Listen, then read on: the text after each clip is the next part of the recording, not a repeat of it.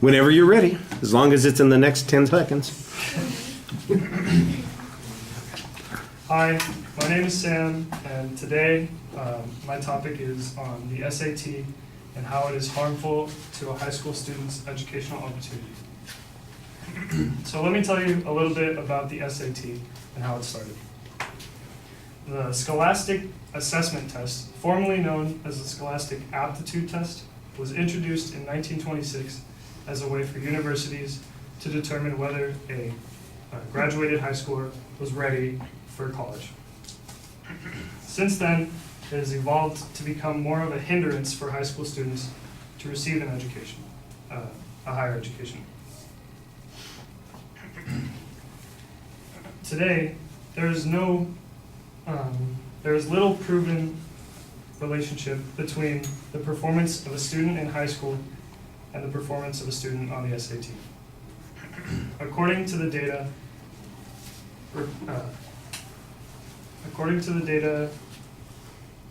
collected by College Board, the average high school student's GPA has increased from 3.27 in 1998 to 3.38 in 2016. Naturally, one would assume that SAT scores would rise as well. However, the average SAT score has decreased from 1026 to 1002 in the same amount of time. According to this relationship, the SAT, which was made to test material covered in high school and determine college readiness, has no relationship with how well a student understands that material. A student's scores are more closely related to the socioeconomic status of their parents than it is to their performance in the classroom. College Board also collected SAT statistics, which revealed that students tend to achieve higher scores based on the extent of their parents' education and wealth. Students whose parents had received a graduate degree performed on average 80 to 90 points better on every section of the SAT compared to students who had parents that had only a high school diploma. Likewise, students in a household that had an income of over $100,000 produced students that performed at least 30 points better in every subject of the test compared to a student of the average household income of $52,000 in the year 2013. This relationship suggests that students that are a part of the lower class are at a massive disadvantage compared to students of the upper and middle class, making the SAT an obstacle for less wealthy students to receive a higher education. Standardized tests are not necessary in determining college preparedness either. Many colleges, like Wake Forest universities, have made the decision to make the submission of SAT scores optional, which increased the diversity of their students by from 18% non-white students in 2010 to 30% in 2015. By making this test optional, schools like Wake Forest have provided a greater opportunity for non-white students whose success is better reflected by their work ethic in high school.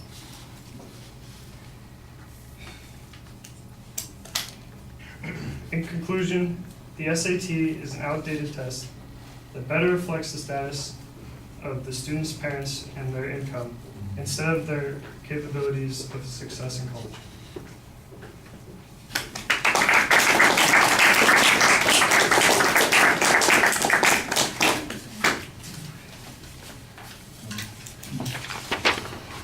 Thank you. And you want the Rough draft with comments on it? Yes. I accidentally printed out the rough draft without comments on it. Well, that does me no good. I have to know whether or not you paid any attention to what I said. So you don't have to get it now. You can bring it to me next time. I'm not going to do anything with it tonight.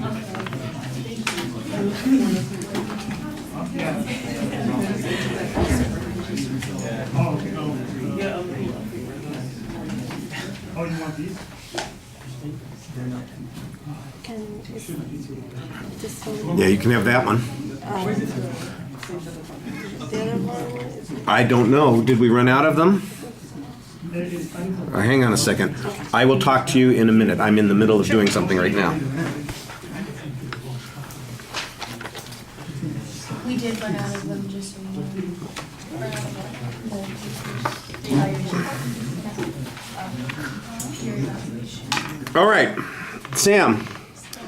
Your proposition, we know what your topic is, but the way you phrase the proposition, it sounds like it's a question or an informative speech. I'm going to show you how it's harmful to a high school student's education.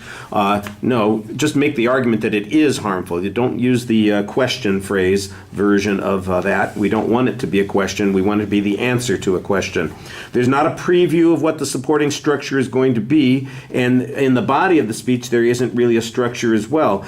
Basically, we get some 3 or 4 pieces of data that make up the content of your presentation, and then you give us the inferences about that data a couple of times, but you need to have declarative sentences to make your argument easier to follow and easier for the listeners to recall and remember. And that's why you want to do the signposting on those individual points in the presentation, and you're not doing that.